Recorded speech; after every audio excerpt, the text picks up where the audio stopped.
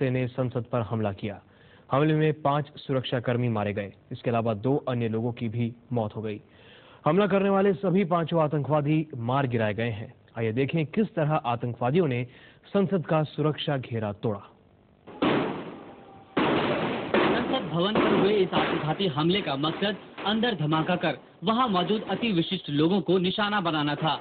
पूरी गोलीबारी उसी इलाके में हुई जहां से अति विशिष्ट लोग आते जाते हैं। माना जा रहा है कि आतंकवादी 5 ही थे और वे संसद भवन में जाने के 4 द्वारों में से सबसे प्रमुख विजय चौक वाले मुख्य द्वार से घुसे।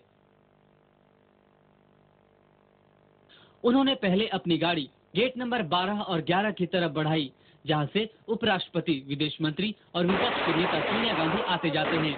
यहां पर इन्हें सुरक्षा गार्ड्स ने रोका, जिसके जवाब में 5 आतंकवादियों ने गोलियां चलानी शुरू कर दी, जिसमें 3 पुलिस वाले मारे गए।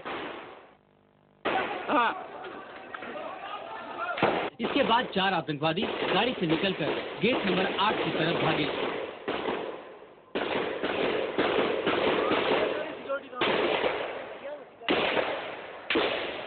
एक आतंकवादी जो ह्यूमन बॉम्ब था, गेट नंबर 1 की तरफ बढ़ा। गेट नंबर 1 पर ही संसद के सुरक्षा गार्ड से उसकी मुठभेड़ हुई और दोनों मारे गए।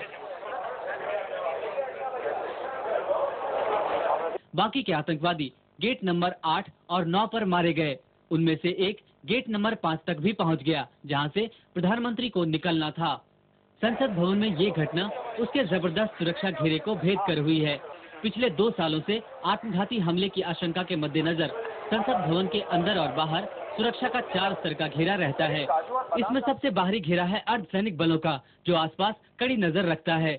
दूसरा घेरा होता है दिल्ली पुलिस का, जिसका काम संसद भवन की ओर आने वाली सड़कों की बैरिकेडिंग कर गाड़ियों और आने जाने वालों पर नजर रखना है।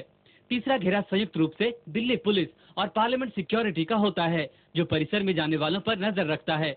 चौथा और अंतिम घेरा पार्लियामेंट सिक्योरिटी का होता है, जो संसद भवन की इमारत के अंदर बाहर तैनात रहता है। इसकी सीधी कमान स्पीकर के पास होती है। सुधीर चौधरी के साथ सरोज मेहता, जी न्यूज, दिल्ली। जिस वक्त आतंकवादी हमला हुआ, जी न्यूज की कैमरा टीम संसद के परिसर में थी। हमारे कैमरामैन सुरेंद्र सिंह मंडराल और राकेश नेगी ने गोलियों की बौछार के बीच जान की परवाह किए बिना दहला देने वाली इस वारदात को कैमरे में कैद किया। हम आपको बता दें कि हमलावर आतंकवादियों के एक्सक्लूसिव दृश्य सिर्फ जी न्यूज के पास है।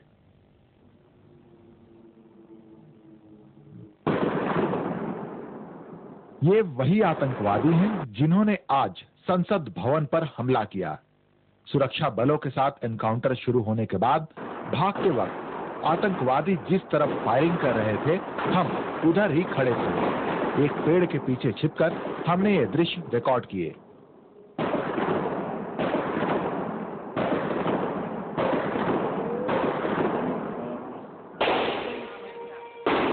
दहला देने वाली ये घटना उस वक्त शुरू हुई जब टीवी चैनलों की कैमरा टीमें रोज की तरह जहां नेताओं के आने का इंतजार कर रही थीं। अचानक माहौल गोलियों की आवाज से थर्रा गया। पल भर के लिए किसी को समझ में नहीं आया कि हो क्या रहा है।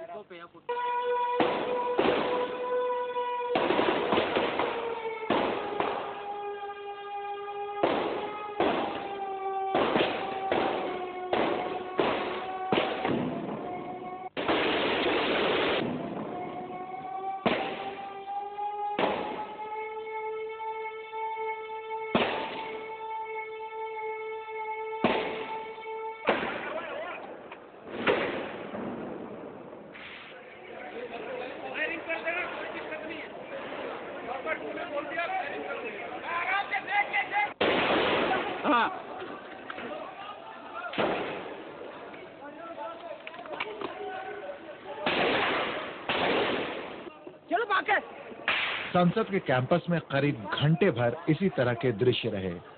राकेश नेगी के साथ सुरेंद्र सिंह, जी न्यूज, संसद भवन। संसद में आतंकवादी हमले के बाद घटना चक्र तेजी से घुमा। सुरक्षा बल फौरन हरकत में आ गए। सेना ने संसद भवन को अपने घेर में ले लिया।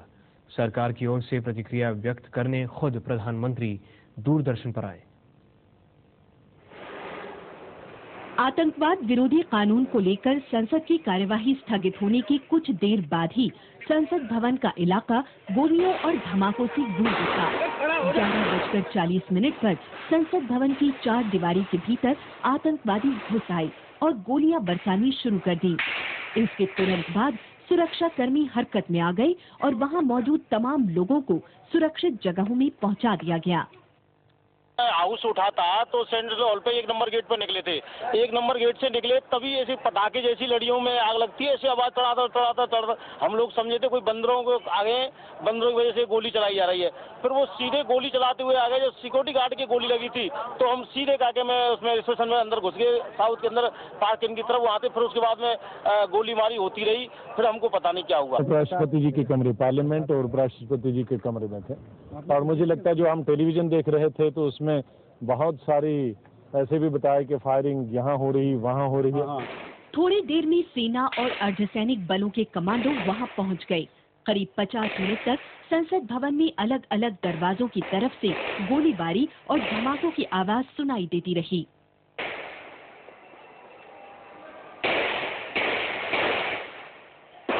जवाबी कार्रवाई में सुरक्षा बलों ने गोलीबारी कर रहे आतंकवादियों को मार गिराया। रक्षा मंत्री जॉर्ज फर्नांडिस खुद घटना स्थल का मुआयना करने पहुंचे। प्रधानमंत्री अटल बिहारी वाजपेयी, गृह मंत्री लालकृष्ण आडवाणी और विपक्ष की नेता सोनिया गांधी के घरों को सेना ने पूरी तरह अपनी हिफाजत में ले लिया। इसके अलावा नॉर्थ ब्लॉक और साउथ ब्लॉक को भी सुरक्षा घेरे में ले लिया गया।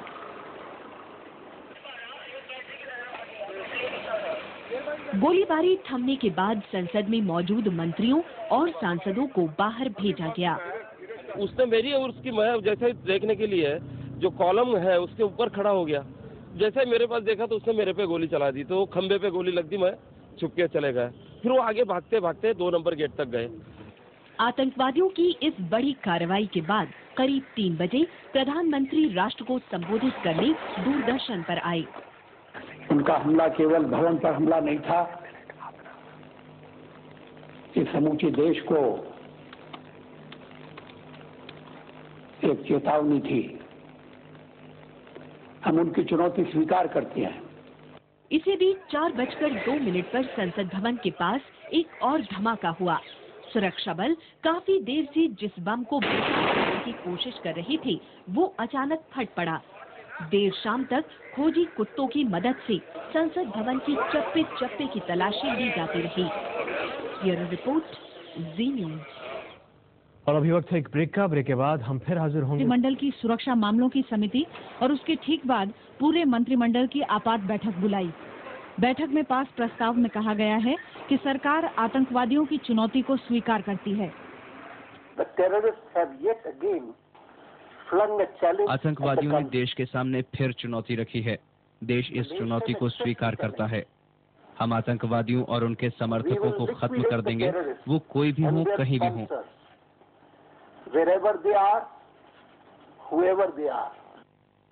हालांकि गृह मंत्री आडवाणी ने संसद की सुरक्षा में लगी एजेंसियों को क्लीन चिट दे दी, मगर ये भी कहा कि ड्यूटी पर तैनात सभी लोगों से पूछताछ हो रही है।